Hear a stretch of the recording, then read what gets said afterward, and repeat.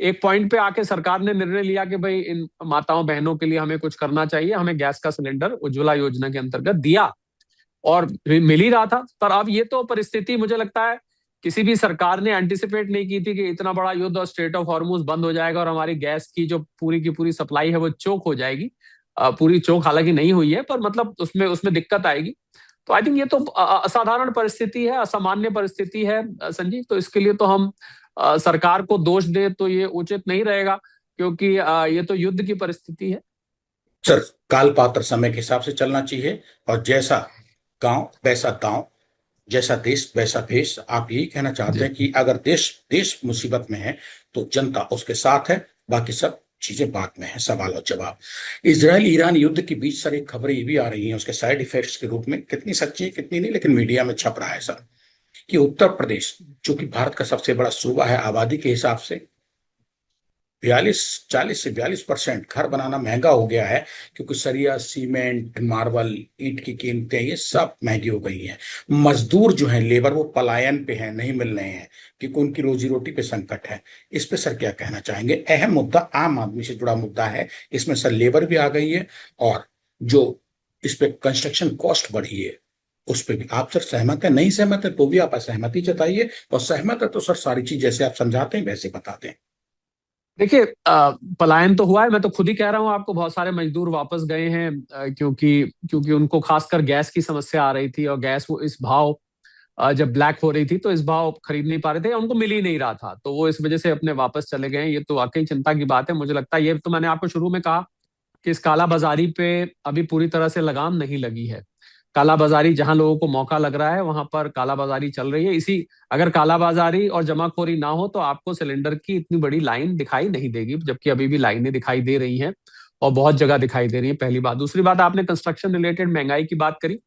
जी हाँ, ये बात सही है कि सीमेंट, स्टील, ईंट और जितना भी सामान कंस्ट्रक्शन में लगता है उनके रेट पीछे काफी समय से बढ़ रहे थे। और बढ़ते हुए रेट कंस्ट्रक्शन इंडस्ट्री के लिए, हाउसिंग इंडस्ट्री के लिए तो अच्छे नहीं है। ये बात से तो मैं स्वीकार करूंगा, क्योंकि घर बनाना सपना होता है हर हर मध्यम वर्ग का या लोअर मिडिल क्लास का या गरीब को प्रधानमंत्री आवास योजना के अंतर्गत घर मिलता है। पर एक मध्यम वर्ग को का सपना होता है, उसका बजट बिगड़ जाता है। उसने अगर मान लीजिए इतने लाख रुपए निकाल के रखे होते हैं तो अब उतने लाख में गुजारा नहीं होता है। तो कीमतें बढ़ रही हैं, पर कीमतें बढ़ने का कारण अगर युद्ध है तो वो तो मैं मानता हूं कि एक ट्रांजिटरी फेस है, कि युद्ध जब शांत होगा तो कीमतें नीचे जाएंगी। पर कीमतें सीमेंट वगैरह की, और मैं संजीव बताना चाहूंगा कि जब से 22 सितंबर से जीएसटी 2.0 आया तो सीमेंट पर जो 28% जीएसटी चार्ज करा जाता था वो 18% पे आ गया। तो अपनी देखिए, मार्केट फोर्सेस हैं। अब सरकार क्या इन इन चीजों की कीमतों पर लगाम लगा सकती है, सीमेंट पर, स्टील पर? तो इसका जवाब पूरी तरह से हाँ नहीं हो सकता, क्योंकि एक फ्री मार्केट इकोनॉमी है यहाँ पर।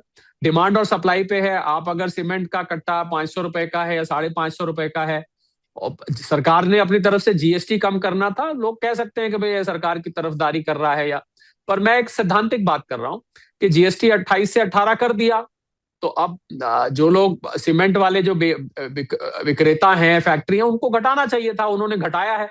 अब उनकी अगर इनपुट कॉस्ट यहां से बढ़ रही है, पर हाँ अगर लेबर पलायन कर रही है और लेबर जो बची हुई लेबर है वो महंगी मिल रही है, तो इससे कॉस्ट बढ़ेगी। इसीलिए मैंने आपको कहा कि सरकार को, मुझे लग रहा है खासकर सूबे के जो प्रशासन है उनको उनको जमाखोरी और काला बाजारी पर कुछ विशेष कदम उठाने पड़ेंगे।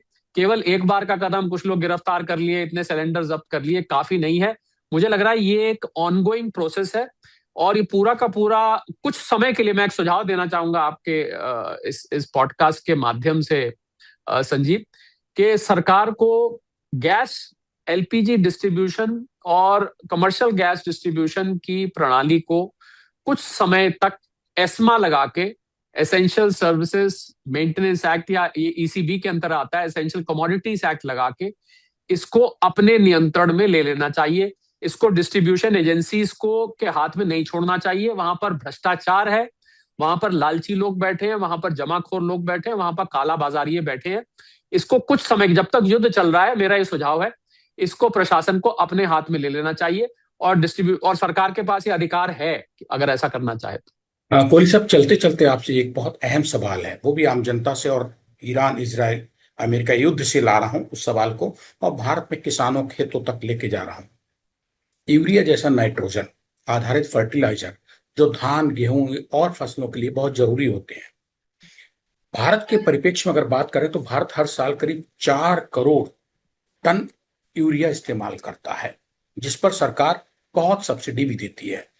फिलहाल जो जी सरकारी आंकड़े ही देखे जाएं अगर, तो करीब 65 लाख टन यूरिया का स्टॉक हमारे पास मौजूद है, जो नॉर्मल जी। नॉर्मल कंडीशन में बुवाई सीजन के लिए पर्याप्त माना जाता है। ठीक है, ये कोई मतलब शॉर्टेज नहीं है।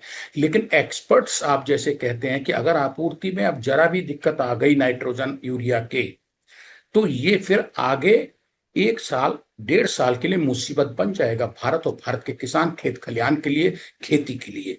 आप सहमत हैं क्या?